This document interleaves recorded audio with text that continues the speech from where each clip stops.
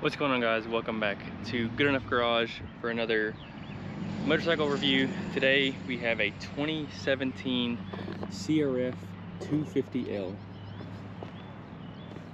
Pretty cool little unit. As you can tell, it does it gets work put in on it. It's a Workhorse. It's super dirty. We didn't really get time to clean it up today. But this one is super modified, and the owner rides it a ton on trails.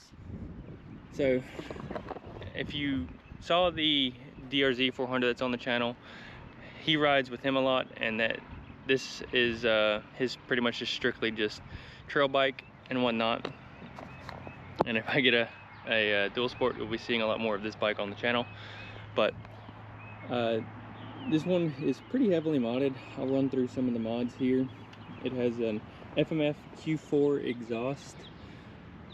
Pretty slick. It sounds pretty good. We'll have a startup here for you in a little bit. It does have an eBay top rack right there. Can't really see it with the bag on there. And some Amazon Zaitamar, I believe, side racks. Now, a little thing to say. He said he had to ordered one and it did not fit correctly, so we had to order another one and have it shipped to him so we can get it right there. It does have a, I think, padded seat cover here over the factory seat, an eBay skid plate here for off-road riding, obviously. It's got the, I believe these are 17-inch wheels, maybe not. So they were factory, but I think whenever he got it, that had maybe some supermoto stuff on there. As you can see, it is black plastics. These are OEM plastics. In the US, they only came in red.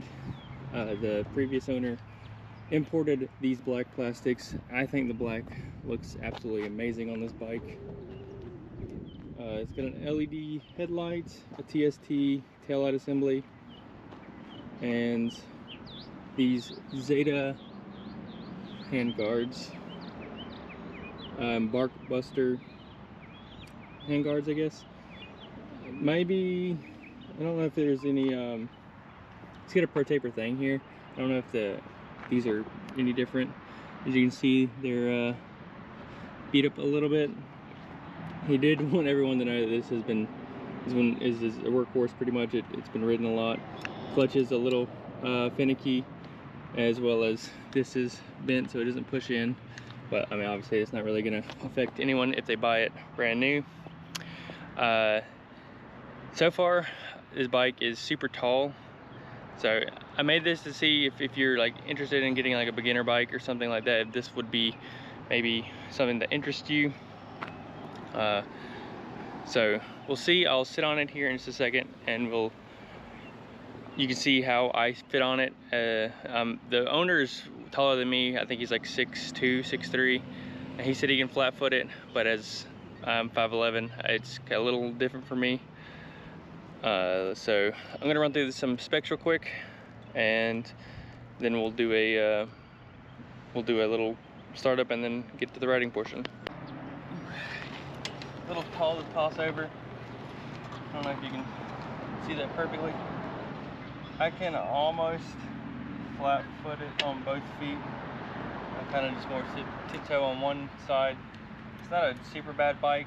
It's pretty light. The suspension is pretty soft, as you would expect on a dirt bike. But it's not so bad to just maybe lean on one foot. Most people do that anyway. The only thing a little bit that I don't like, I don't know if it's because these might be bent or anything, but your leg is pretty close to the engine with the riding position. Now, this will be your normal kind of riding position. You sit up more straight, so if you got some back issues and don't want to like lean over or anything like that, this might be a decent bike. The seat, we'll see how comfortable it is after about 30 minutes of riding or so. So with that being said, let's get an exhaust clip, and then we will hop on the road.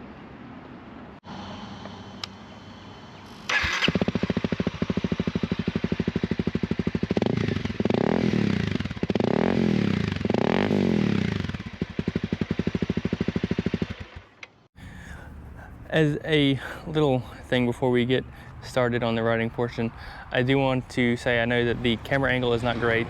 I've been trying to play around with the GoPro mount on my helmet, and it just was not great. I will have it probably fixed for the next bike review, but I just want to say sorry. It kind of aims down more than I wanted. But yeah, here's the bike review. Okay, let's try this other mic, the Purple Panda. Hopefully you can hear me throughout the video now. This one's a wired mic. After 2 failed attempts with the other one that I use, we'll try this. So here is the riding portion of this 2017 CRF 250L. As you can tell, like, how quickly that that clutch releases.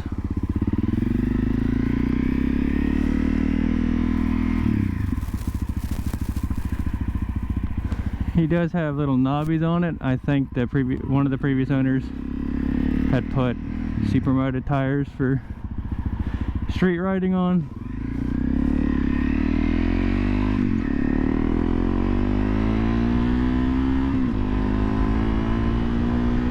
This ain't the quickest bike in the world, but that doesn't stop anyone from having fun.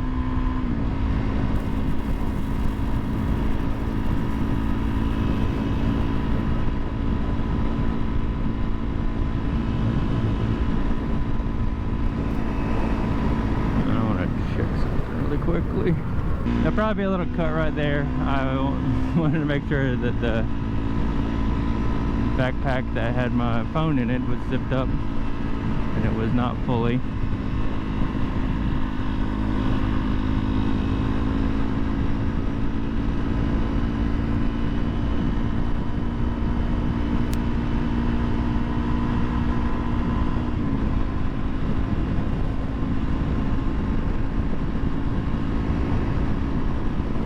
Did say that the speedo was 2 to 10 miles an hour off, depending on how fast you go. So once we get on some of this stuff, we'll just see what it's like just to open it up.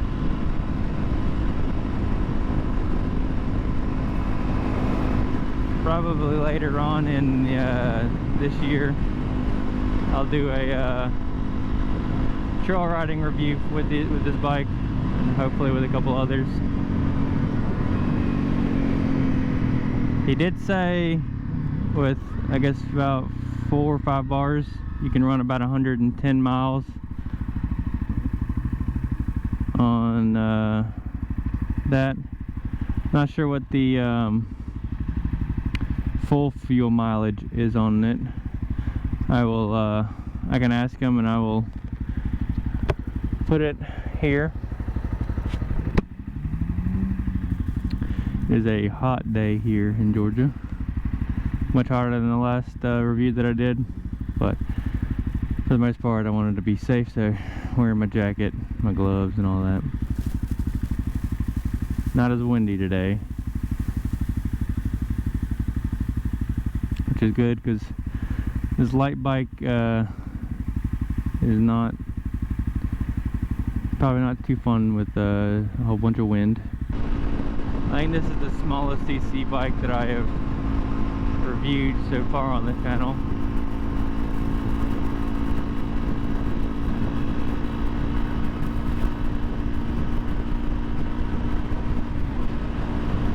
Yeah, we are in 6th gear. So it seems about like it will top out around 70, 75. Which is probably good that I'm not going to take it on the interstate today. So I think if you're going to look into one of these bikes, if you wanted to do kind of both of everything, like street riding and trail riding, and want to like take, or like maybe even commuting, you might want to look into like something bigger that has the legs to really go the 85-ish comfortably, rather than this where you're kind of pushing it at 70, 75. But as you would expect for a dual sport, it's taking bumps really well. The seats are a little more narrow, so it doesn't hold you like a normal motorcycle really would. Kind of just more on top of the bike.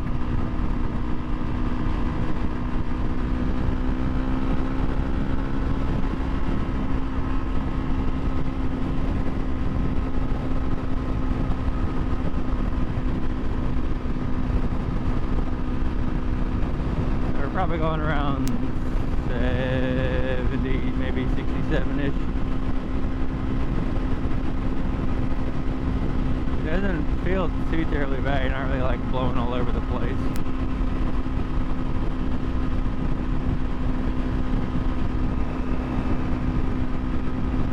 You're not really wowing anybody either. I don't think you're gonna win very many races on the street on this thing.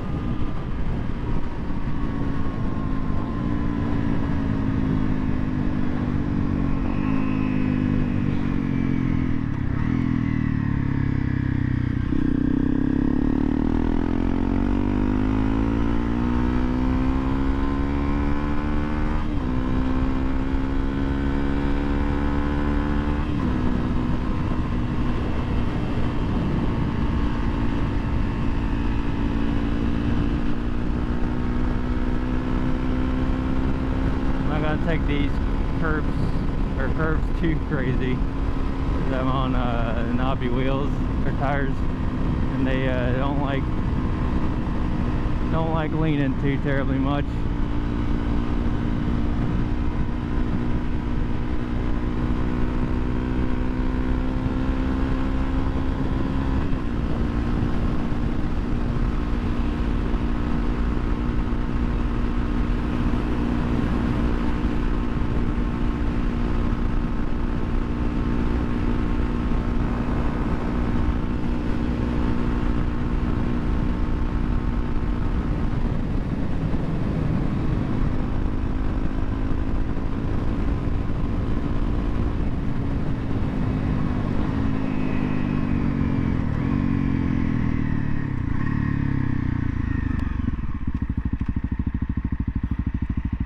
We might be able to experiment a little bit on like a dirt road.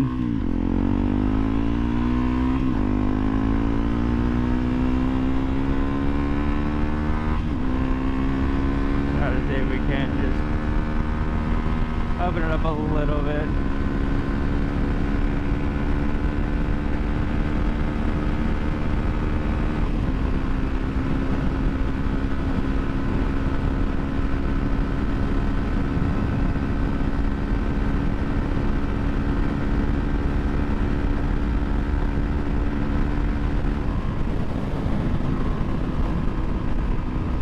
I think around 75 is about all it's got. It's trying its best.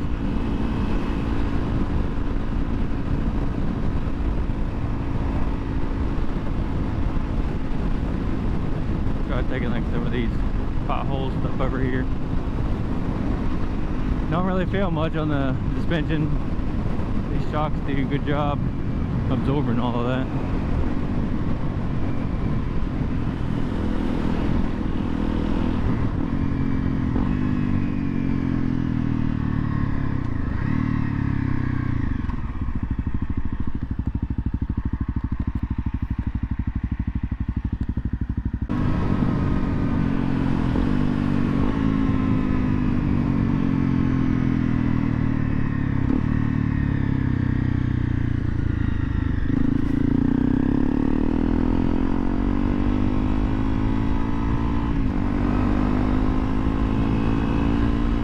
So far this bike has been fun, but it's not the fastest. If you're looking for a bike that can kind of do everything and you're still kind of learning a little bit, you don't want to get something super powerful, this bike might be an option that you should look into if you're looking for something used as well.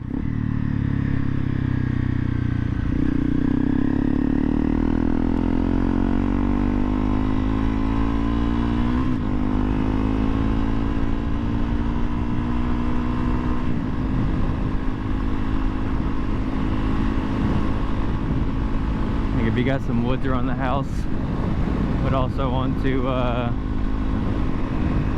use it a daily commute to work and back or so, probably isn't the worst option. Or if you're just looking for a nice little dual sport and don't really worry about like how big it is CC wise, this might be a good option.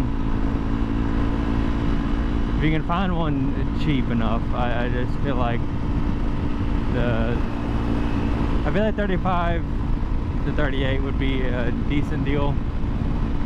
But for what you can probably find around with the KLR 230s, even a KLR 650, around the same price range, I just don't see maybe 5K being a good deal or anything.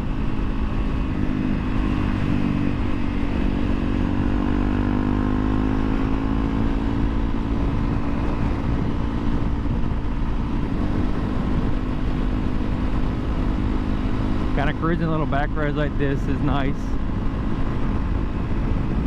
I feel like maybe with some supermoto wheels, you should be able to drop the height a little bit and get some maybe smaller like wheels and tires.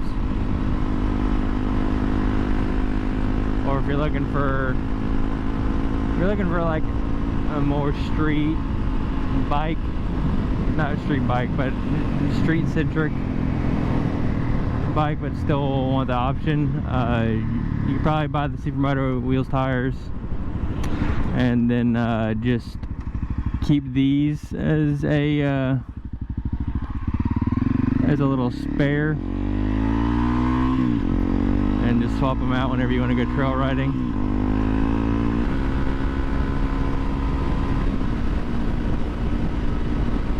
If you're also scared that you're going to be speeding everywhere, this is probably a good bike. You're not really going to haul ass anywhere. But you also get that feeling that you are like going pretty quick, even if you aren't. Like I felt like I was going decently fast. I look down and you're only going about 55, 60. Now this one does sit a little higher than the DRZ 400 that I reviewed, but that was also an SM. The DRZ S is probably about the same height. Which I didn't say what the seat height was. I'll look it up and I'll put it somewhere on the screen. So I feel like if you're like 5'9", you might be pushing it on comfortably being able to ride this bike every day. But if you're not really worried about the like being able to flat foot it and all that, and if you're not going to do very much trail riding, you just want like a decent bike with like the Honda reliability, I don't think you can go really wrong with this bike.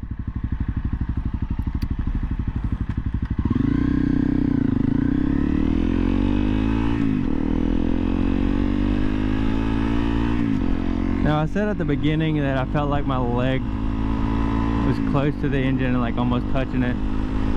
After riding and like kind of figuring out where to put my feet, it's not as bad as I expected.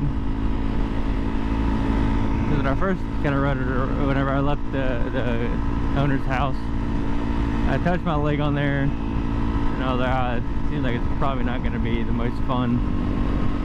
But it seems to, I've kind of figured out where to put my foot. You kind of just move it out of the way a little bit and you're good.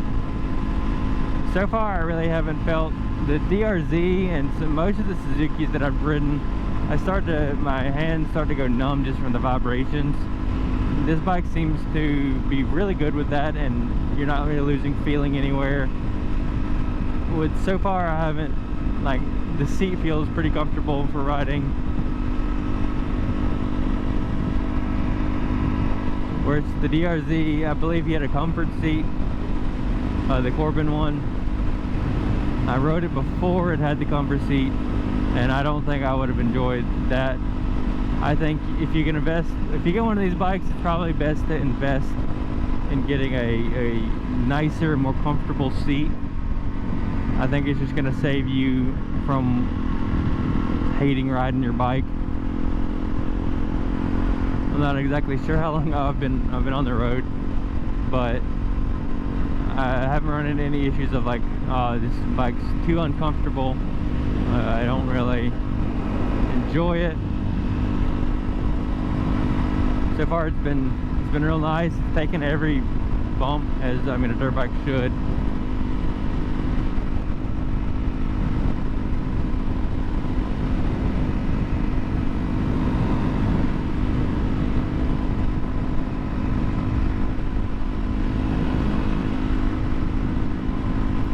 The knobbies aren't too bad.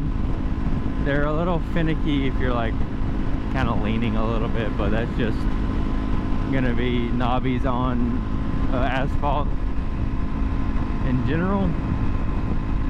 I'm sure you could probably go to like a more all-terrain tire and fix that issue a little bit. Really haven't felt too much vibration from the tires though. Even though they are knobbies, I haven't really felt like they feel super terrible.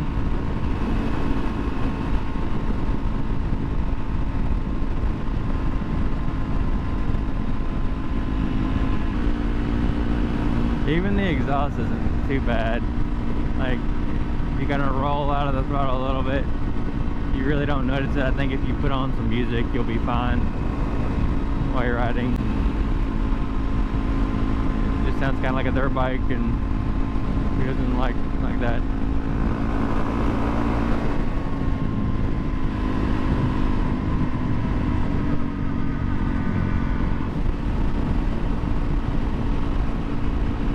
I feel like this was probably maybe a shorter ride than what I normally do.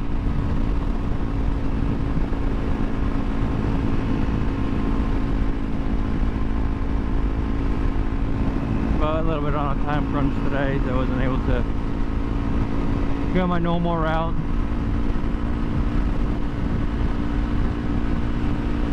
But I think I hit pretty much most of the stuff that I would have hit on my normal route, maybe just not as long riding time, which I may be completely wrong about.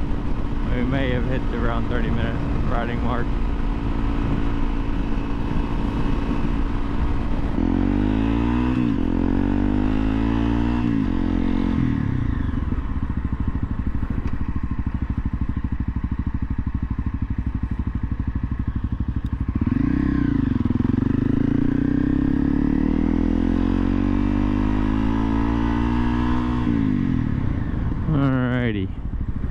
I'll park over here, hop off, and we will do a little final thoughts and conclusion.